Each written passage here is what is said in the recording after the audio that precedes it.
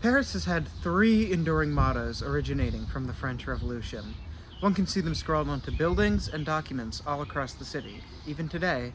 These three words are égalité, equality, fraternité, fraternity, and liberté, liberty. The term liberté specifically stems from Article 4 of the Declaration of Rights of Man and Citizen, which claims that liberty consists of being able to do anything that does not harm others. Thus, the exercise of the natural rights of every man or woman has no bounds other than those that guarantee other members of society the same enjoyment of these same rights. Recently, our group of Allie, Elizabeth, Sophie, and I, Vilnius, visited the metro stop of Liberté, whose name honors this mantra, and explored the surrounding neighborhood.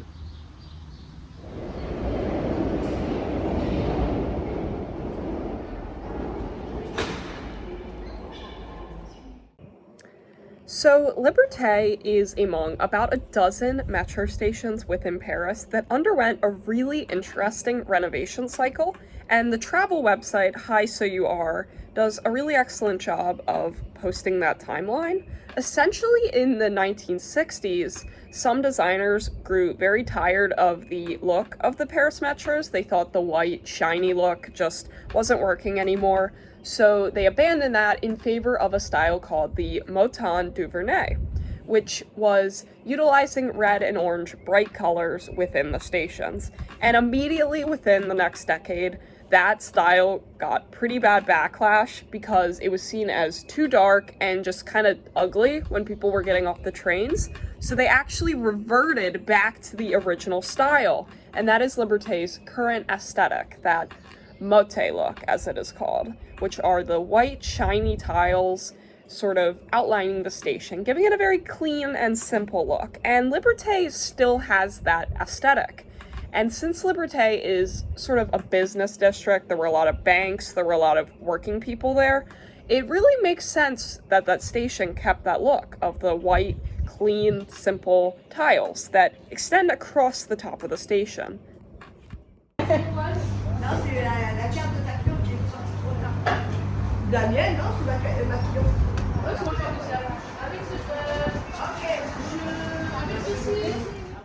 So immediately after leaving the station at Liberté, we spotted a cute patisserie called Fred, and we all got something. Me and Sophie both got strawberry macaronades, and Vilnius and Allie both got chocolate croissants, and we all got a little coffee too.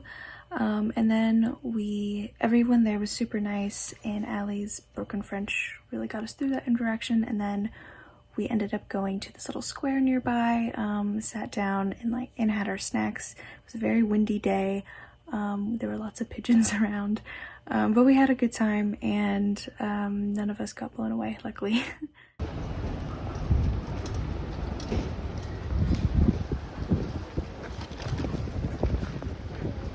The district around the Liberté station is a really interesting blend of suburban and working class. The main road is incredibly busy. There's a lot of traffic, a lot of bicyclists, and an interesting amount of banks and real estate properties. It feels very economic there.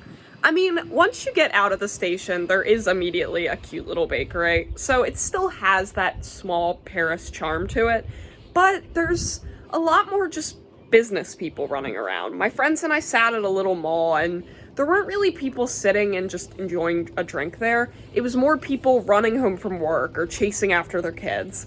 It feels a lot more suburban once you get behind the main road. There's a little trail that was immediately right there. There's some apartments, plants, and a ton of those little machines with the condoms and tampons in them. I found it really interesting, and it's a lot simpler than some of the central spots in Paris, but I found it really fun to walk around in. Yeah, right? That would be fun. Ghost. Wandering through the neighborhood and past the many cafes and bakeries, we stumbled upon the Foire de Trône, a park with a number of diverging paths and trails to follow. Here, one of France's oldest fairs is held, from March 31st until May 29th, on the lawn of the Rio. The fair typically consists of 350 attractions and 80 rides, including a Ferris wheel, fireworks, a ghost train, and a roller coaster. Walking into the fairgrounds on May 31st, we were just a couple days too late to see the festivities ourselves. We visited the fair as it was closing, and the workers were packing up. We passed the deserted grounds and watched as pop-up stands were dismantled, moving trucks were parked where there were once crowds, and local children played soccer, running around the construction. Even with the ongoing packing up of the fair, the Foire de Trône was a beautiful park, with dense bushes and lush green trees, and it made me happy to see that the community made frequent use of it, even when the fair was closed.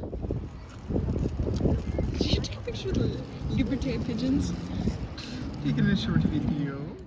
So one of the first things we really noticed about the area around Liberté in the neighborhood was just how many ways there were to interact and engage with the outdoors.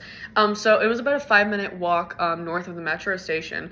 There was the Vincennes Woods, which at first we thought was a park, but once we started to explore, it turned out to be this huge sort of guarded off like woodland area.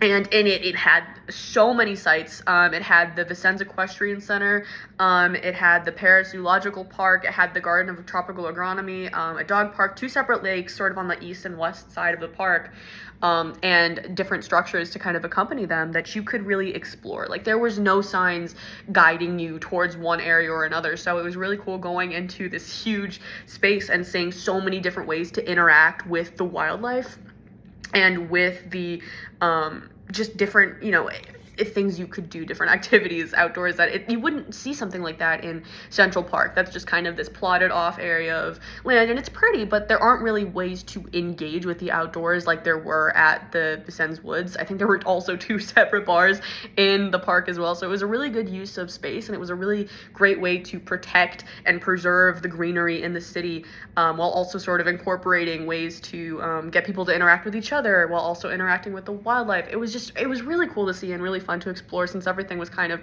hidden away, you kind of never really knew what you were going to stumble on, because there were no signs. So it was cool to explore, and then you never really knew what you were going to see next.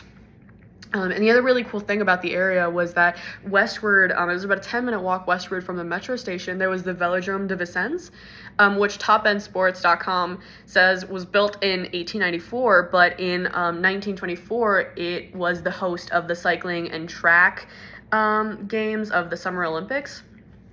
And what was really cool about that is that it sat alongside a lot of other athletic complexes and a lot of other athletic buildings, so it wasn't really like a standout, what I would expect of, some place that hosted the Olympics, some kind of like something citing it or designating it as this historical monument, essentially, or this culturally significant moment in France's history or in Paris's history.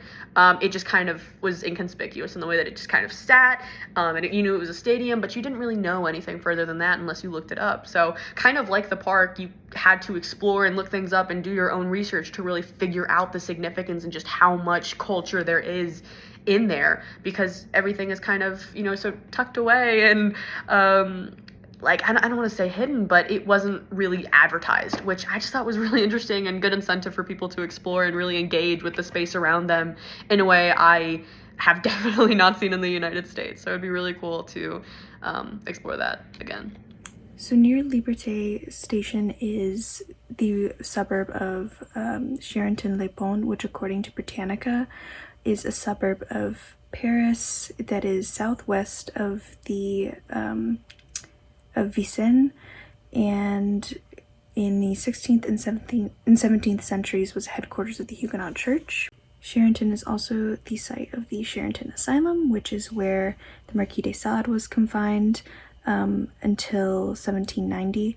So after he'd been imprisoned in Vincennes, he was transferred to the Bastille, and after the storming of the Bastille, he was transferred to the asylum at Charenton. After Sade was released in 1790, he was almost guillotined for being too moderate during the revolution, and however he did escape because Robespierre just happened to be overthrown the previous day. However, he did end up returning to Charenton in 1801 and was arrested, and while he was there, he ended up putting on some of his plays, his pornographic plays, with the other inmates at Charenton.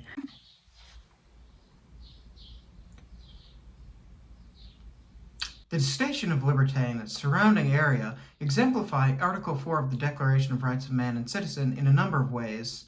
The many businesses of the area are independent of each other and in competition, but they all contribute to supporting the overall climate of the neighborhood. The fair, too, is an independently run organization, but even still, they make sure to return the park to its peaceful and pristine state once the festivities have ended, allowing for the families and children to take it back as a place of play. These independent organizations all have different goals in mind, but they accomplish them without directly harming any of the residents or competitors, and collectively, they create the community that surrounds the Liberté station.